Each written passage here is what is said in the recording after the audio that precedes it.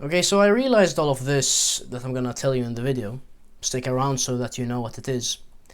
When I watched a video by Sverige or Sverige, SV3RIGE, you can find him on YouTube. He's got a pretty big following. Now, before I say anything, that guy's crazy, okay?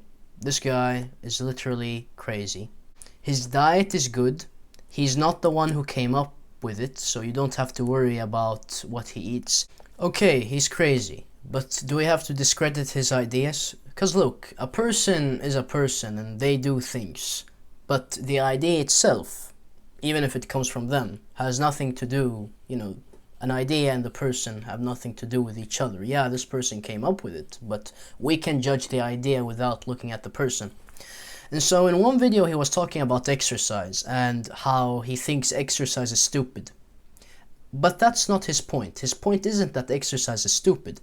His point is that excessive experience, excessive exercise, whatever it might be, is stupid. As an example, if you do the amount of running that marathon athletes do, you get heart problems, and they have heart scarring.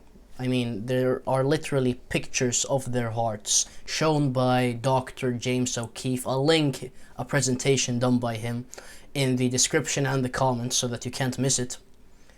And watch that, because he talks about how excessive exercise literally damages you. Okay, so here in this line, you've got the amount of exercise. Here you've got benefits.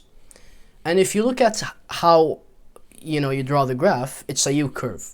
So a moderate amount of exercise halves your mortality rate, and it's really good. You get all the benefits you need from exercise.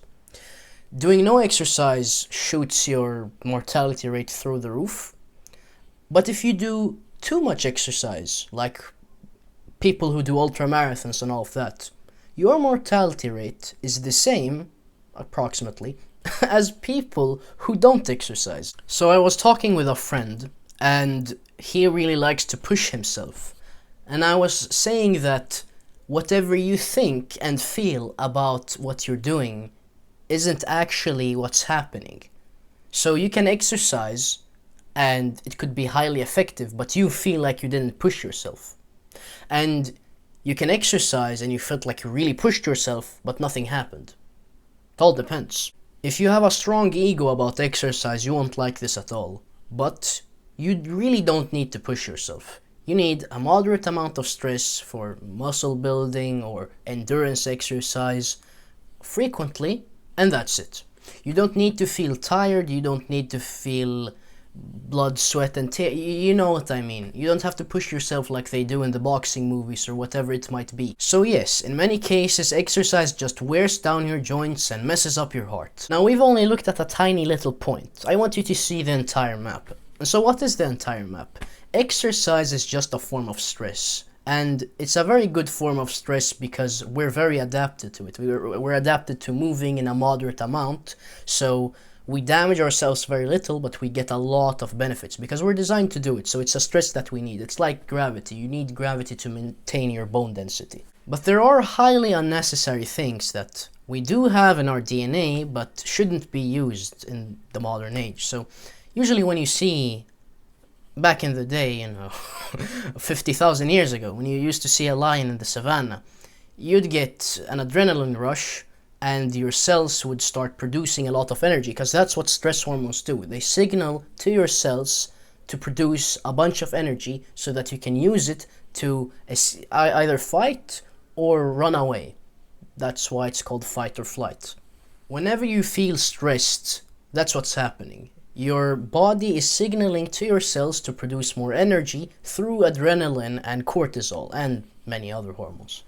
But is there actually any danger in day-to-day life? So you missed the bus and you get emotional pain because you missed the bus, or you were stressed because you had to run to the bus, or you were at the door and you needed to gather things, or you needed to go to the toilet and now there are only 2 minutes left and the bus station's 500 meters away and you're sweating and your heart is beating when you're sitting there and peeing in the toilet and you're just trying to finish. Is that really necessary? No, you missed the bus. That's it. When it comes to this bus example, there's a distinction that has to be made. In many cases, you're not gonna exert yourself. So when we have this hunter-gatherer guy that sees the lion and he starts running, he's burning up that energy, he's using it. So you're hitting the gas pedal and the car is going forward. When you get stressed in day-to-day life and there's no exercise involved, so let's say someone made you angry, well, imagine that you're hitting the gas pedal and the car isn't moving forward. Now that damages the car greatly, and that's what's happening in your body. You're just producing energy excessively in amounts that you shouldn't be producing, and that's just damaging yourself. Now, from an internal point of view, the way you avoid all of that, the way you stop suffering from these rather dumb situations, like someone telling you a bad word, or missing the bus, or anything that makes you stressed, or anxiety and depression, all of that, you just meditate for consistently, like I'm talking about, work up to an hour or two every day. And you might think that, oh, that's so much, but once you start doing it, it becomes really easy. I mean, think about anything that you've practiced for a while. In the beginning it was hard, and then it became like nothing. Especially true when it comes to weightlifting. I mean, when I was 13 I couldn't barely do a pull-up, and now I can bang out 20 pull-ups easy.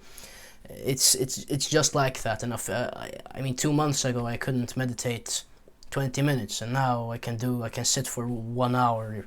Not easily, but fairly easily. It's not that hard. 2 hours would be much worse for me, currently. So the thing is, just do it, okay? Yeah, it might sound boring, I mean, weightlifting, you're doing weightlifting and stuff, but do it, because then you'll avoid so much shit. Excuse my French. But there's something that meditation can't really fix, because it's a part of your body. Even if you become like an animal, which doesn't suffer psychologically, because, first of all, it's healthy, and it can't produce thinking, it just observes.